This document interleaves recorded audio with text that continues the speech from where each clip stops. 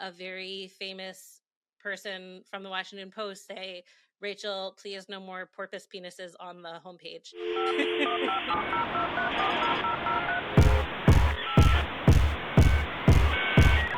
Welcome to Log Off. Everyone has an internet story to tell, and today we're getting Rachel Feltman's. Rachel is a blogging pioneer, having founded the Washington Post's Speaking of Science blog, home to such headlines as Uranus might be full of surprises. She was also the executive editor at Popular Science when I was managing their social channels a few years back, a run that spanned multiple national magazine awards and the tumultuous COVID-19 outbreak. She also hosts and produces the Webby-nominated podcast, The Weirdest Thing I Learned This Week, and authored the book Been There, Done That, A Rousing History of Sex. Another fun fact about Rachel is she is by far the fastest typer I've ever seen in my life.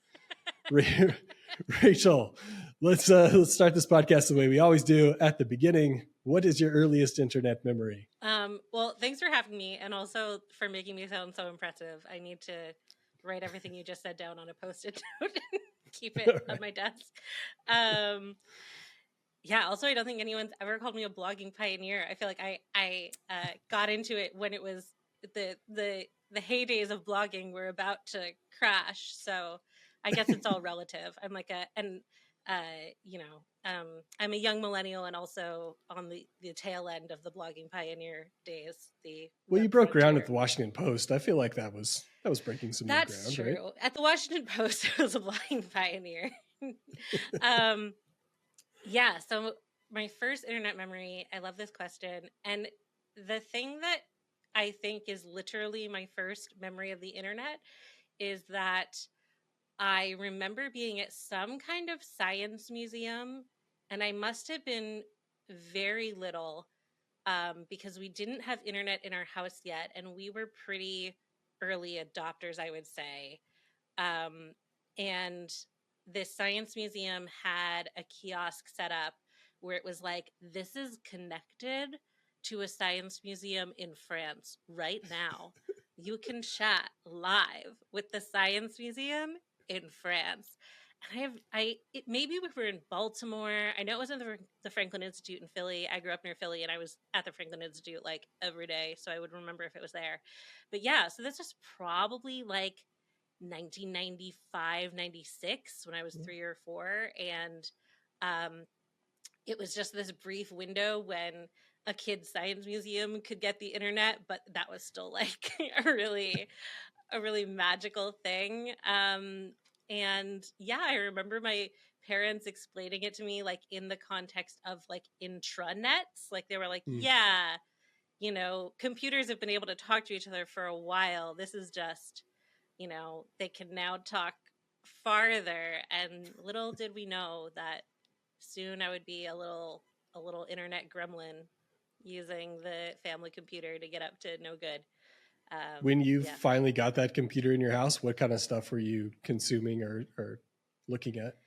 So we had computers like as long as I was sentient. In fact, my parents told me once that when I was like 18 months old or maybe even less, I like turned the computer on myself to open a game. And they were like, my God, we're raising the next Stephen Hawking. Like it's funny because like now like people see kids with iPads and they're like, how depressing, the downfall of society. But you know, in 1993, my parents were like, my God, how does she know how it works? So yeah, a lot of my early computer memories are like you know, the Richard Scarry Busy Town computer game that took 12 floppy disks to load. Once we had internet, I did a lot of AOL chat rooms and message boards. I was very into theN.com, the website of the Canadian teen TV network, the N. I recently Googled this because I think a lot of people my age also are like, remember when we all spent all our time on the N.com? It was really the place to be. Yeah, I also definitely like a lot of Snopes.com, early Snopes, when it was truly like urban legend oriented. I read up on a lot of like salacious, like Weekly World News style stories on Snopes.com. Yeah, early Snopes was great because you weren't just looking to debunk things you heard, you were discovering the things and then they were debunked within the article. Totally. Yeah. Yeah. I read so many urban legends that I never would have come across, um, ostensibly in the name of debunking them. So when did you actually start creating stuff online? Do you remember turning that corner? Yeah. Well, the first thing I created online was a website in anticipation of the release of The Phantom Menace. Not Fantastic. not a joke. I took a summer camp course on web design, and it was all like 1, 2, 3 publish in GeoCities. And I I made a website about how excited I was for Jar Jar Binks and Padma Amidala. And not that long after, when I was like probably like 7 or 8, I actually entered a contest that I randomly found online to make your own website for a children's book that was coming out, like Hmm. a new teen kind of series. And I, had not read the book. Um, I whipped up a 1, 2, 3 publish site. I won. I won a Palm Pilot, so that was really such a rush. And that's when I think I was like, man, the internet is the gateway to the world. And then by the time I was 12, I was writing fan fiction, and then it was like it was all over for me. That was just um, that became my whole personality for a while, as was the case for many people during that time. Were there communities you were participating in, like any kind of message boards, stuff like that? Yeah, I was definitely very active on LiveJournal, Hmm. mostly fan fiction related. Um, I was very, getting into more like when I was 13, 14 and the like early Facebook days. I was big into Facebook groups. I mean, who wasn't? So I was in a lot of random Facebook groups. Like I started a fan club for um, a random cartoon pilot that Gerard Way from My Chemical Romance had made. I think it was called The Breakfast Monkey. I don't even know. But things like that. Just any excuse uh, to make a page and hold court with other denizens of the internet. I was always excited to do. Well, it ended up serving you very well professionally. How did you end up landing at the Washington Post, and what was it like getting a science blog off the ground at a traditional newspaper? It was wild. I never expected to end up at a newspaper, let alone, one as prestigious as the Washington Post. Hmm. I got into journalism through science writing specifically. I had always studied science. I did environmental science as an undergrad.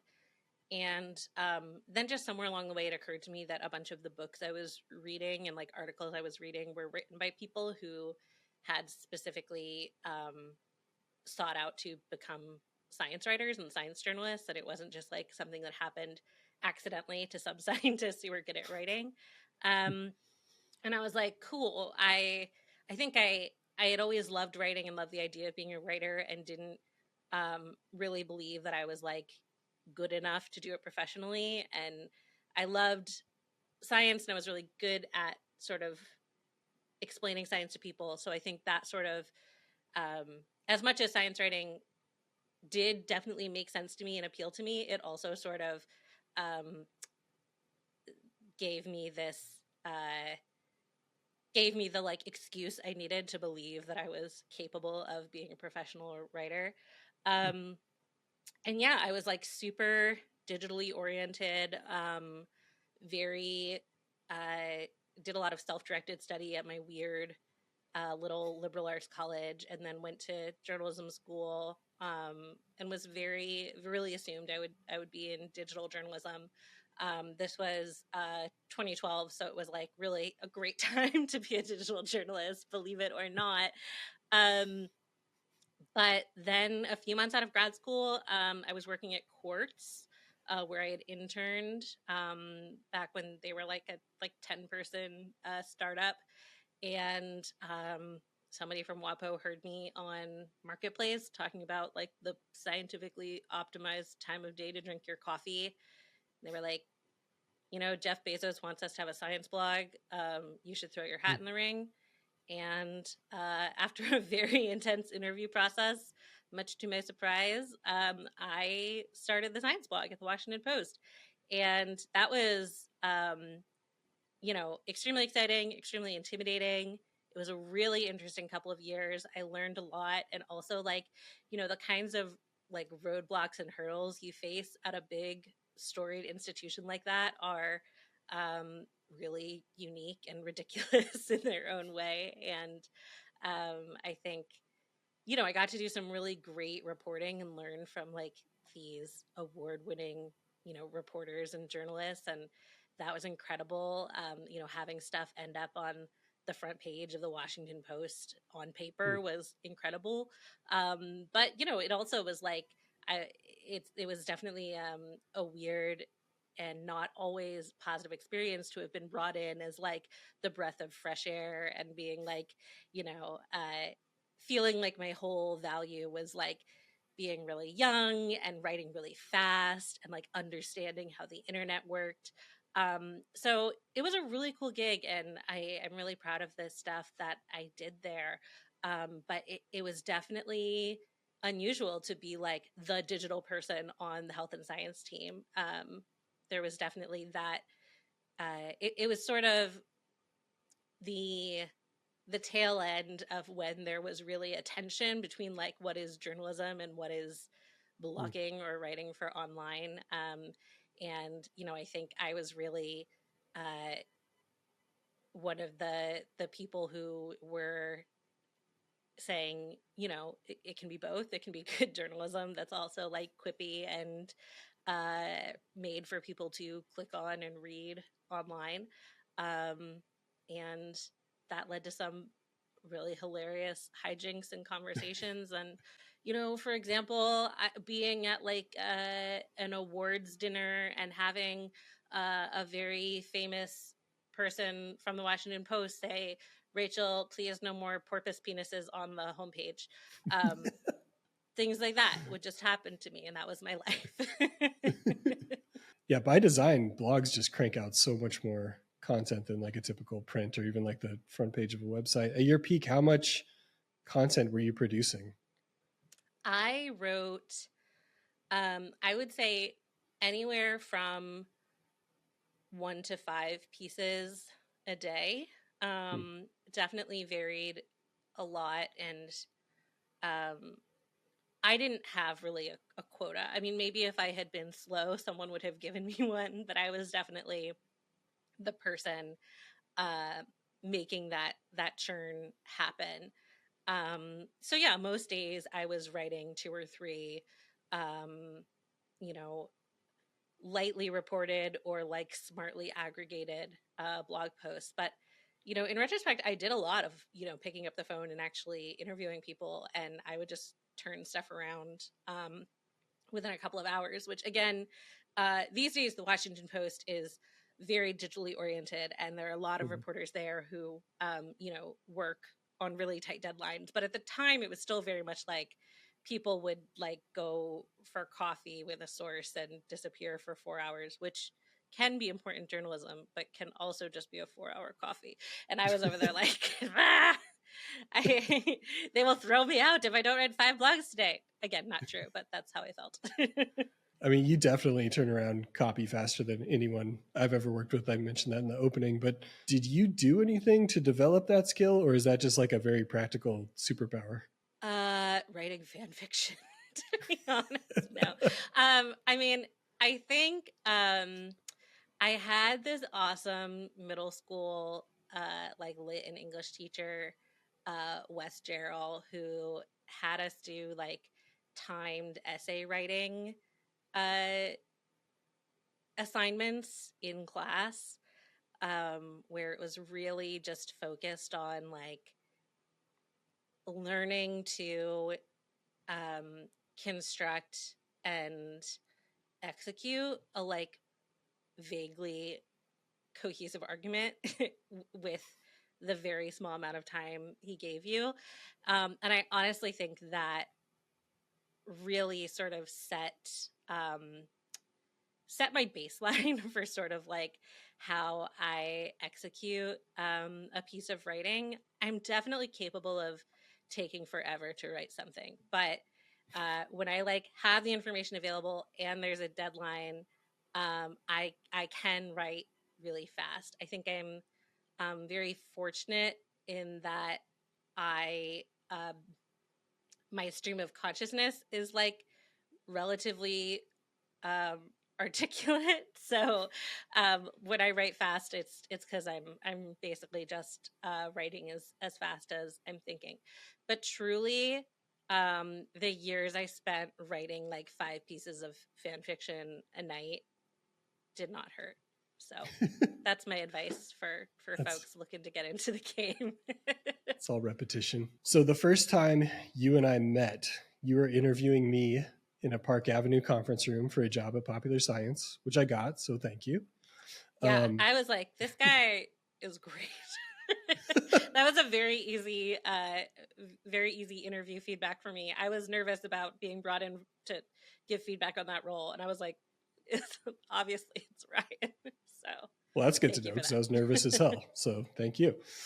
Um, so that job was a unique and hectic experience that I look back pretty fondly on. You and the whole team were like straddling that line between producing a beautiful and informative magazine and winning awards for the print edition, while you also had to grow your online audience with the website and new initiatives like video and podcasts, which is just like a wild juggling act. Can you describe what it was like trying to do all of those things at once?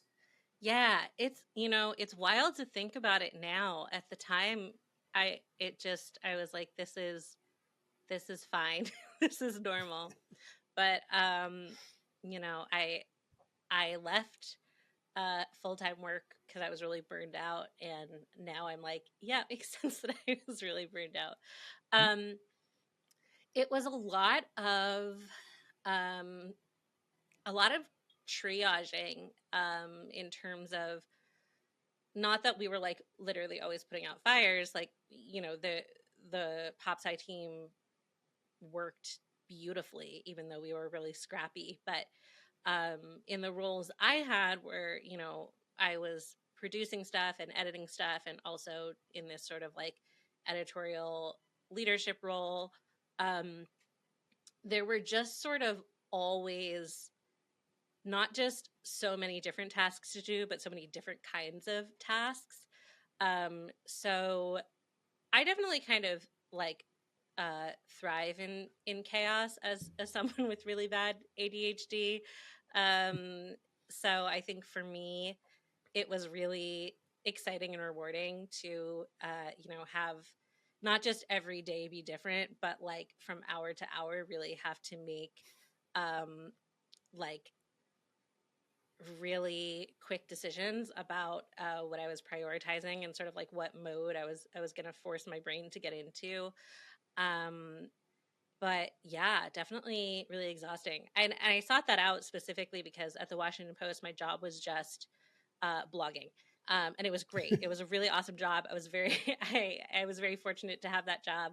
But I was like, I do the same thing every day, all day. And I was really excited to get to help shape a magazine like Pop Side, but also just to have my job be, a million different things at once. Yeah, it's kind of, Pop Sci only worked as well as it did because like we had amazing people. And I look back on it with fondness and also shock. Yeah, we didn't even get to, on top of all those tasks, COVID happens. For those that haven't had the pleasure of working at a science publication during a global pandemic, can you explain what that experience was like? Yeah, that was wild. Not just having to balance um, you know, the ongoing question of like what is appropriate for us to talk about that's not COVID. Like, there were definitely times when it was like, oh no, we accidentally didn't publish anything that wasn't about COVID for 2 days. And it, none of us had ever worked through a global pandemic in a science magazine before. So I think figuring out what we were going to offer people, not just in terms of like sometimes potentially literally life-saving service journalism um, about COVID related stuff, but also like other things are happening and people are really exhausted and depressed. And so like, yeah, we're going to keep having some silly animal stories and stuff like that. I definitely felt like um, a lot of pressure and personal responsibility. I know I was definitely not alone in this. I think it was a really common for science and health journalists to feel like they needed to do something, and that any messaging that like wasn't the most optimally helpful and life saving it could be was like a moral failing and not just like a bad day on the blogs. But again, like PopSci was this amazing team, and we did our best, and I think did really good work. But yeah, it was exhausting. And like to be honest, I got into science journalism for like fun stuff. I mean, I as an environmental science major, I had a lot of feelings about saving the planet from climate change. So it's not like I thought that science journalism was like not impactful. I was very passionate about like using it to save the world. But at the time that I started, it was becoming increasingly less popular for people to like be anti-science, or at least that's how it felt. And then things changed, and suddenly it was actually like very controversial to be writing about pollution and climate and public health. And I think one thing that I felt really fortunate about as a science journalist is that I had kind of already been trained to deal with like the post-fact era, because climate denialism was sort of I think one of the like proto versions of that. So it didn't mean it was fun, but I think in a lot of ways science journalists, we were well prepared for the pandemic, not just because it was literally a science story, but because like we had already had to deal with people being like, evidence, why? How dare you? So I don't know. What was my point? I don't know. So yeah, the world of science journalism is like very different than it was when I started. I think I got in being like, I'm gonna be the like younger female Bill Nye, and then a lot of my career was like, don't drink bleach, even though maybe the president said to. But it was awesome to be able to offer people something during peak pandemic, to like be providing information for people and offering resources that people needed. So yeah, I am really grateful that I got to be a part of that. Let's talk about what I would consider the best thing to come out of that PopSci era, other than the, informative COVID stuff. The weirdest thing I learned this week, it's one of my favorite podcasts. A must listen for anyone who likes science trivia, or I guess trivia in general. I was lucky enough to be there from the inception and help promote it during the early days. You found out this week it's nominated for its first Webby Award. Yeah. I think it's always fun to like look back at big successful things like this and dissect how they started. Can you take us through like the process of getting the weirdest thing into people's ears? Yeah, I would love to, because I still can't believe that I am able to make this podcast and that people enjoy listening to it. So back in 2018, I suppose, early 2018, Joe Brown, our editor in chief at the time, was like, I think it would be good if we had a science podcast. And I was like, okay, here's my first idea.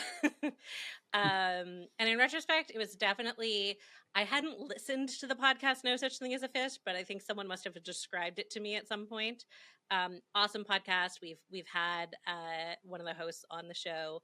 But it's researchers from the British quiz show QI sharing facts. And Weirdest Thing is different, but the premise is still like researchers share weird facts. And yeah, I was like, listen, we like come across all this bizarre stuff at PopSci that doesn't work as an article, or if it does, there's still like room to talk about it in a more, freeform, silly way. And what if we just literally share those things? And I think honestly, just because it was sort of a really like low minimum buy-in concept, everyone was like, sure, that sounds fine. And I just started making it with the help of some amazing PopSci editors who contributed. And we really, we figured stuff out as we went. And the audience growth was entirely organic. We didn't have a marketing budget for it. We started a private Facebook group, as you know, to create like, I guess, like, this sort of flavor of exclusivity, but everybody can join. And a bunch of people joined just because they like Facebook groups where they share weird facts. So that definitely helped us grow a little bit. But mostly it was really just, I had a modest but loyal Twitter following, and that was back when Twitter still mattered to people. And I think those people, it really resonated with them, and they shared it really widely. And we're, we have like around 200,000 downloads a month, and we've had some amazing guests. And we are nominated for a Webby. So that's super exciting. But yeah, there were many times when like it probably would have made more sense for me to be like, on top of all the other work I do, you still have me doing this show and we don't have a marketing budget for it, and maybe we should just stop. But I love it so much, and I love the listeners so much. So I am very glad that it persists. I love that all of that growth was so organic. It's just like, that's the best way to build community. I mean, and it grew, I know it was steady, but it was also very quick, to the point you were like selling out live events. Was there a specific inflection point when you knew it had staying power and it was just going to be a podcast that was not going to go away? That's a great question. The answer is no, but I think I think for a long time I kept sort of waiting for it to fizzle out. But I think that says more about me than about like what our our numbers looked like. But yeah, it's true that we very quickly had like, solid 4-digit listenership like immediately. And that was surprising to us and exciting. But we really had no reason to believe that it would that would mean that we were going to grow a bunch. And I think it's just really sticking with it and like leaning into what the listeners like about it, because it's not a podcast for everyone. Like definitely we got plenty of early feedback and still get feedback where it's like, this is a bunch of giggly people who disrespect Thomas Jefferson for some reason all the time. And if I think maybe if it had been getting more like support and attention institutionally, maybe somebody would have been like, we got to address these critiques, and we probably would have like lost our loyal audience, because they love us because the show is like hanging out with friends. And I think it was probably after the first live show that we did where we successfully sold it out, which I did not know was going to happen. I definitely up until like the day before, I was like, oh, what if no one's here? And yeah, being in the room with people who had like sought out our live show and it being a packed house, I think probably was when I finally had to admit that it was a podcast with fans that was successful. Okay, this podcast is about the internet, but there's no way we aren't going to talk about your book, Trees Died for this thing. So we're gonna find some angles here. First off, do you want to just talk about why you set out to write Been There, Done That? Yeah. The funny thing about Been There, Done That, A Rousing History of Sex, is that it was originally going to be a book just about the history of STIs. It was going to be a funny, natural history of STIs. And then someone else sold that book while I was still working on the proposal. And my agent and I were like, this was already going to be a pretty tough sell. Like, in most cases, there's room for very similar books to come out in close proximity, but like probably not a funny book about the history of STIs. So I was like, listen, what if actually it's just a book about the history of sex? Because I keep coming across stuff that doesn't quite fit. And yeah, the STI book, that was because I love writing about sexual health. I love combating stigma with humor. Writing about sexual health at the beginning of my career, I was really struck by how much evidence there is that it's stigma that's the problem. That, you know, stigma leads to people not getting tested, not getting treatment, not disclosing to their partners. And actually, we have really great tests and treatments for STIs these days. And you know, we live in a world where you can be HIV positive and be totally untransmissible. And how awesome is that? That's amazing.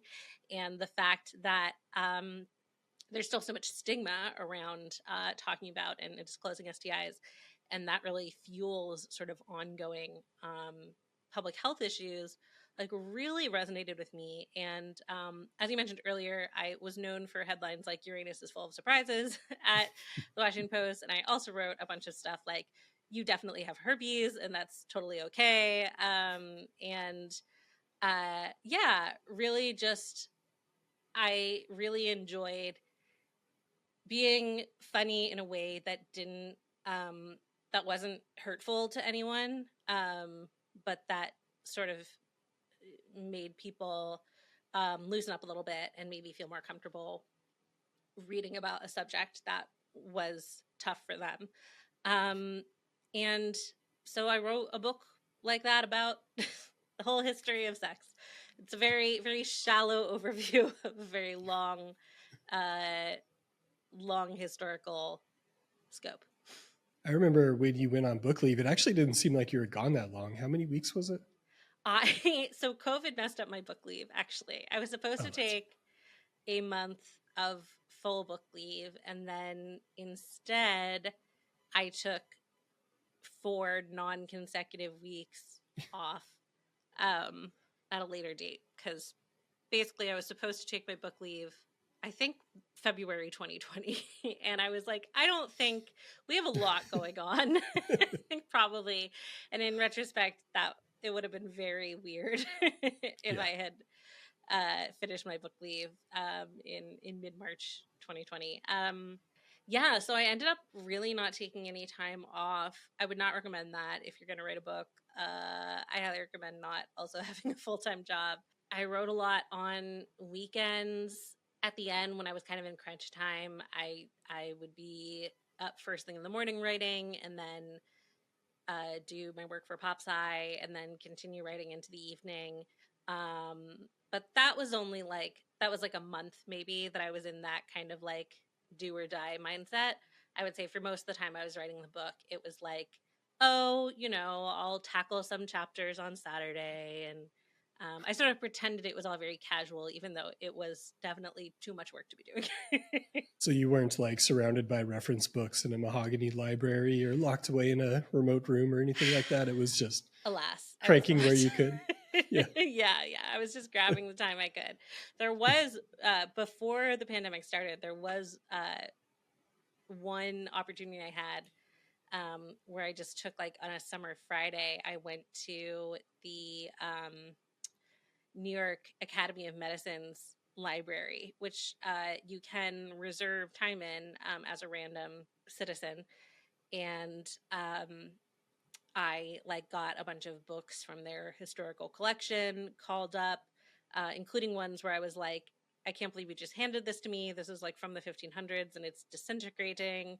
I had to Google like how to retie a bow that had been keeping one of the books together in a panic as the curator, like, happened to be looking in the other direction. I was like sweating and I was like, I think I've just destroyed a priceless artifact. I definitely hadn't. But so yeah, that was a moment where I was like, wow, here I am in this mahogany room surrounded by historically significant texts, and this is what writing my book is going to be like. And that ended up not being true, but maybe for book number 2, I'll get to seek out some more of that vibe.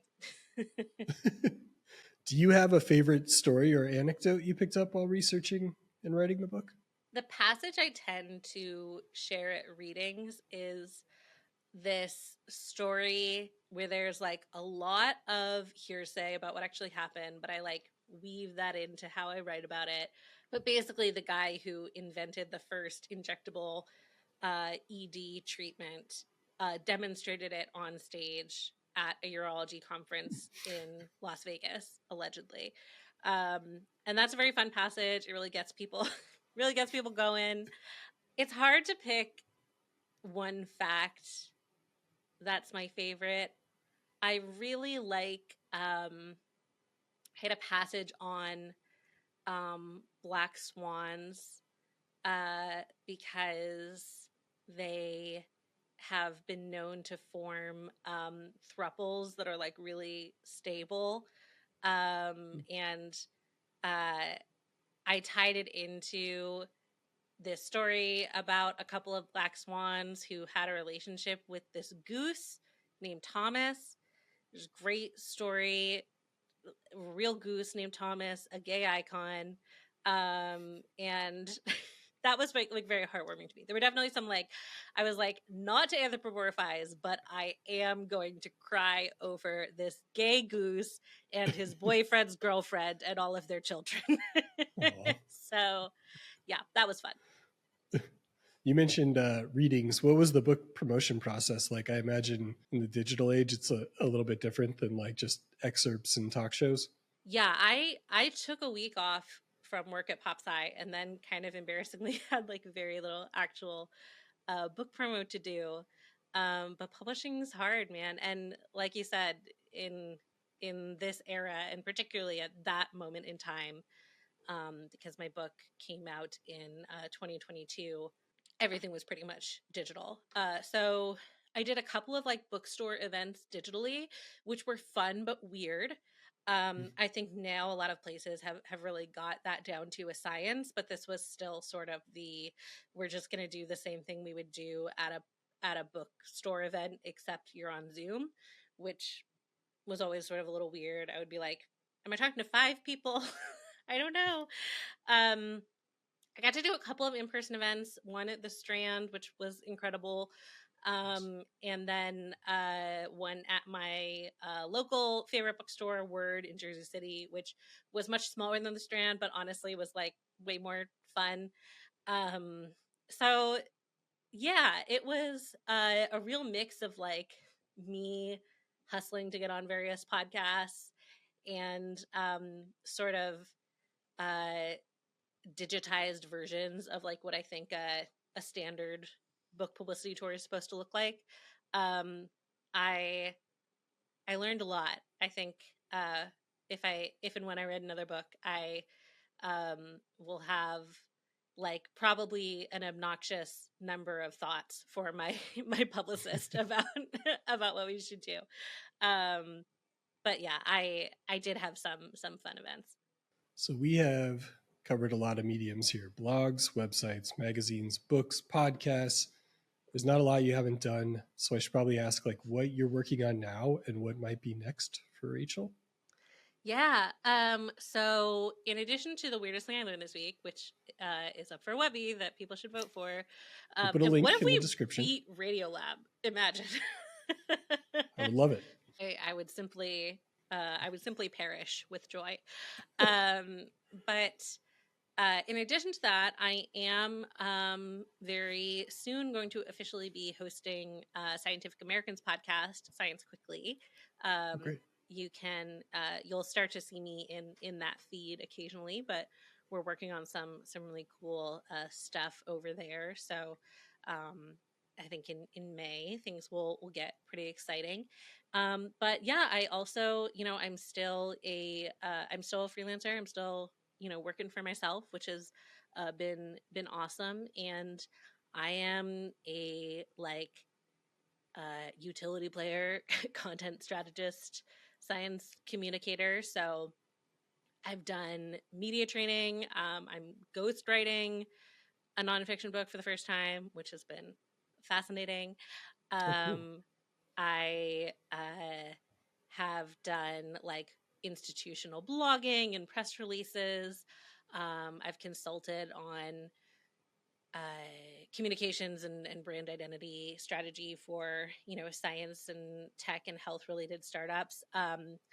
I love talking about how to share interesting stories with people, especially if they're science and tech stories.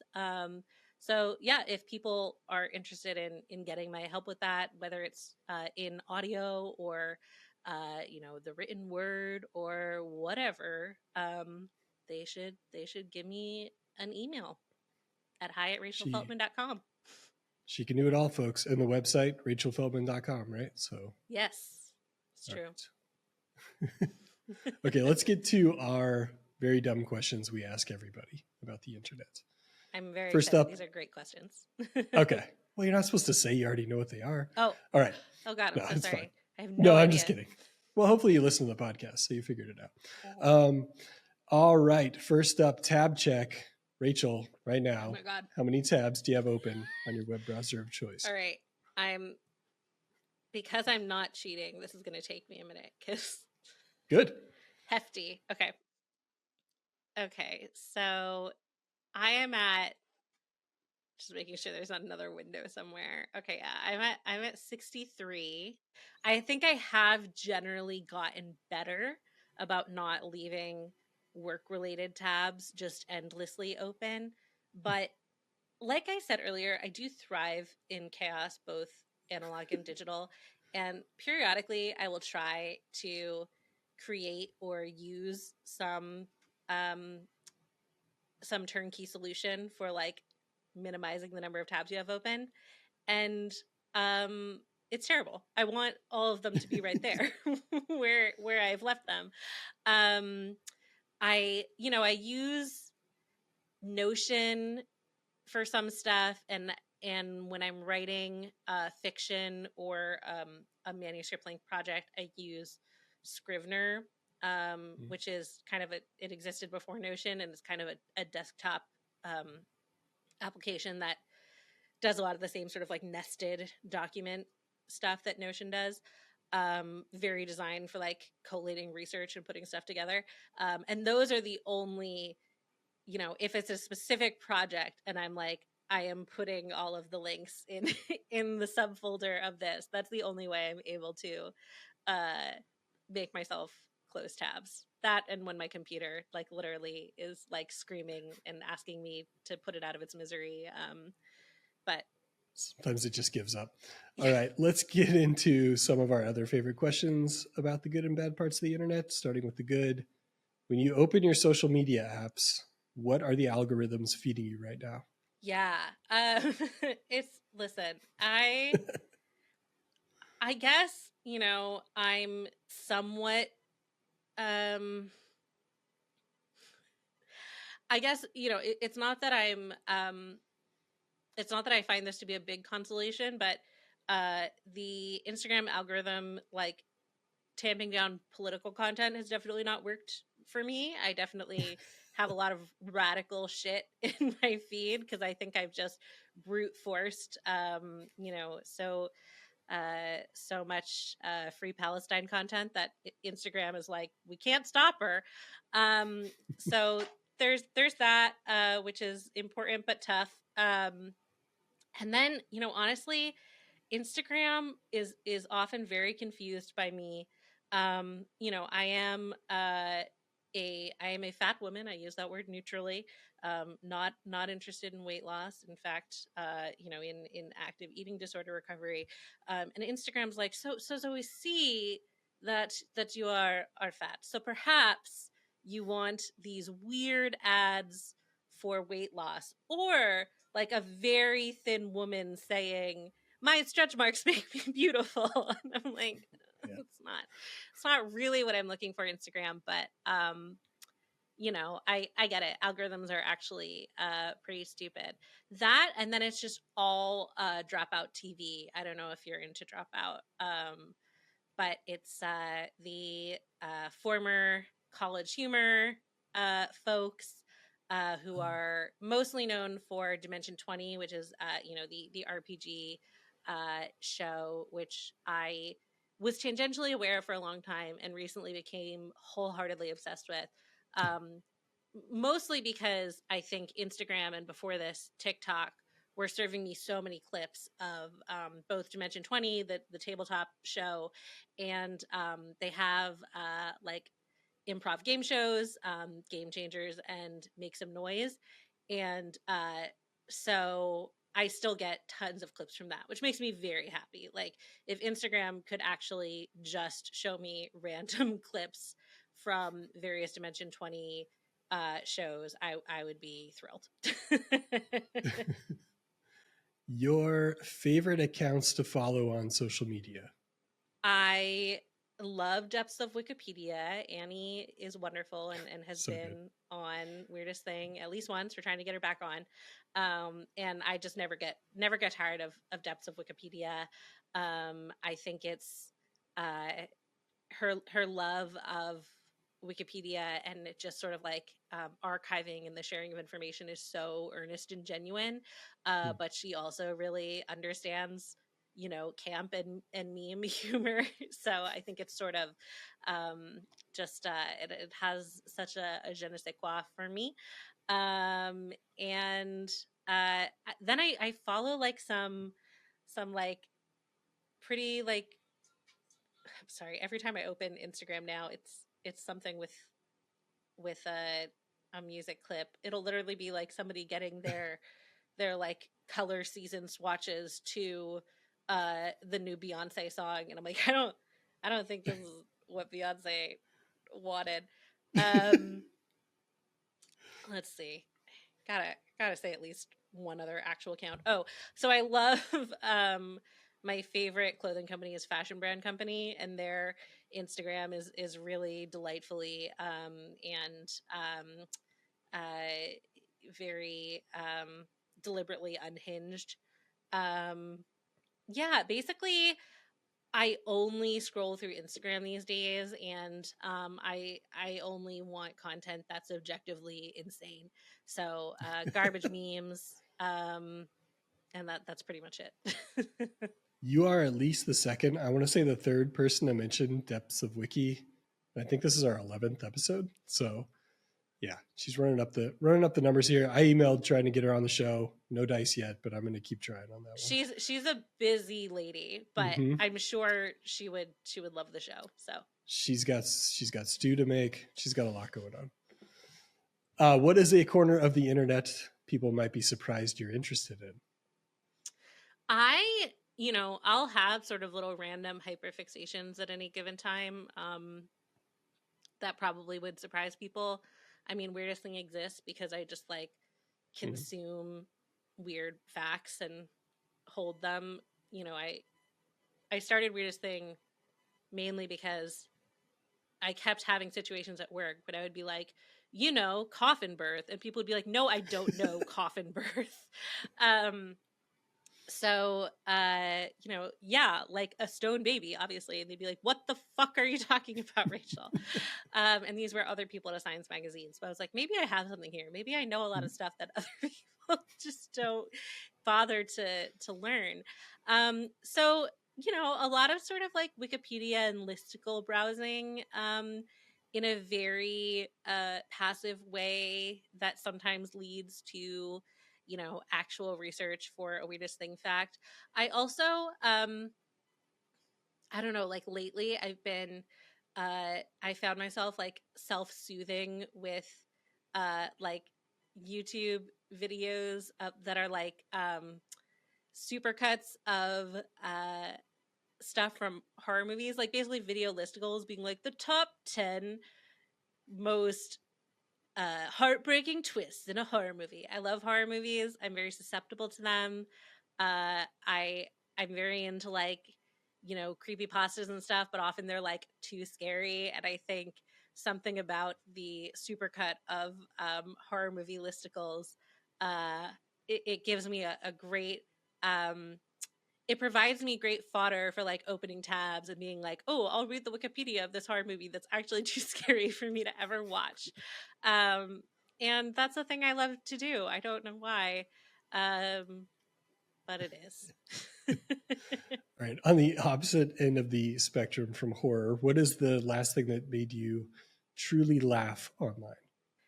I was looking. I want to look through my like stuff I've messaged to people because I definitely just like every time something makes me laugh, I open a messaging app. You know, I open the Instagram messages and I'm like, I must share this. Okay.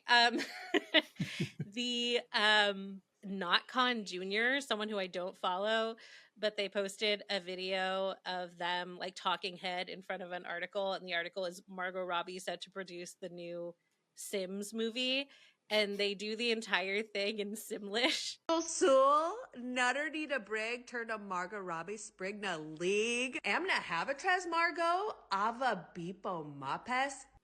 It's completely seriously straight-faced, like a pitch perfect satire of one of those person talking in front of a news article, but entirely in Simlish. And I was like blown away. Absolutely 10 out of 10. So yeah, that made me laugh a good bit. God, that's perfect. Can you send me that link? I want to watch that one. Oh, absolutely, yeah. All right. All right, let's go to the dark side. What was your most scarring moment on the internet, if you can bring yourself to disclose it? It's a very bold question to ask someone who like went through puberty as a girl on the Yeah, internet. okay. But so I probably won't dig deep for the actual most scarring moment. That's fair. But more than fair. Yeah. But I would say like funny scarring moments. I spent a lot of time on LiveJournal writing fan fiction, and that was definitely a situation where like, you know, me as like a 14-year-old girl was communicating with actual adults, not in like a predatory way. These were all just like other people writing fan fiction. There are people who I actually have a lifelong friend who I became friends with when objectively I was a teenager and she was an adult on LiveJournal. But also definitely, like, in retrospect, I witnessed people in like active psychosis, which I think is, you know, a thing in various fandoms where, you know, if people are posting all the time, I think just in general, if people are posting a lot, you're gonna see people like have, you know, full on real mental breakdowns or delusions. Just statistically, those things happen. It's nothing bad about those things happening to you. But I remember the first time I was like 14 and reading someone's LiveJournal post about how they had a psychic connection to Zachary Quinto, and I was like, I don't think this is a joke anymore. I'm and I wasn't close with that person, so it's not like there wasn't any action for me to take. But I do remember being like, wow, okay, so I hope this isn't me one day. And fortunately, for all of the meltdowns I've had, I have not done that particular thing. Probably mostly because LiveJournal doesn't really exist anymore, but you know. When you do need a break, how do you pry yourself away from your devices or log off? You know, I'm not the best at that, but I did take Twitter off my phone before Twitter became totally irrelevant. You know, like back when it was still a place I wanted to be. I think this was pretty early in the pandemic when I was like, you know, we were stuck at home and I was spending a lot of time on Twitter during the workday, and it was a very stressful place. And I took it off my phone, which at the time felt like really intense and was like painful to do. And it was one of those things where I was like, the fact that this is so painful means that I definitely needed to do it. And that was like really good that I did that. I think while I still have trouble fully unplugging, um, that definitely like broke my habit to sort of constantly be engaging with the world at large at any given moment. You know, I think I definitely went through a period of also being like addicted to scrolling through TikTok. And I similarly was like, I need to just take this off my phone.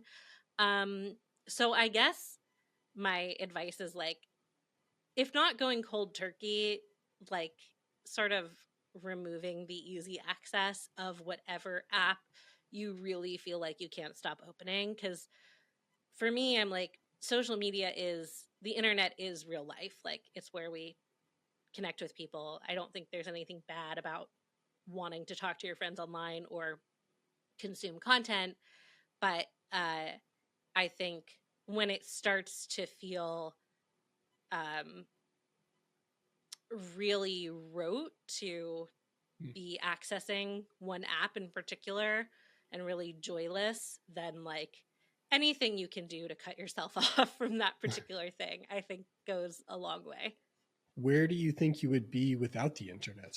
Oh, I ask myself that question a lot because I think there definitely there's definitely part of me that sort of romanticizes the idea of Rachel's life without uh, Twitter.com ever being a thing. But the truth is that I wouldn't have found the field of science journalism, which genuinely was like a really perfect fit for my interests and opened a bunch of doors for me. There would be friends I had never met. You know, I think also as sort of like a weird neurodiverse queer person, like it there were a lot of things I found and people I found on the internet growing up that even though I didn't realize at the time that I was connecting with them because of our commonalities, I think it was like, you know, really important that I had access to sort of the larger world. Um, so as much as the internet is a garbage fire, it is also the garbage fire that, you know, forged me. And so I think I could not exist in this form without it. Well, for that, we're thankful. Let's say it did go away tomorrow. What is the one thing that you would save? I don't know what I would save, but I can say what I wish I had saved that's already gone. I nuked my my fan fiction portfolios several times throughout the years. I would come to a point where I was like, I'm so terrified that someone's going to find this. This is back when I was a teenager. That like I must just delete it, and not just from the internet, like wipe the hard drive. And listen, I'm not going to say that I wrote good stuff back then, but people thought my work out, and I think some of it was fun.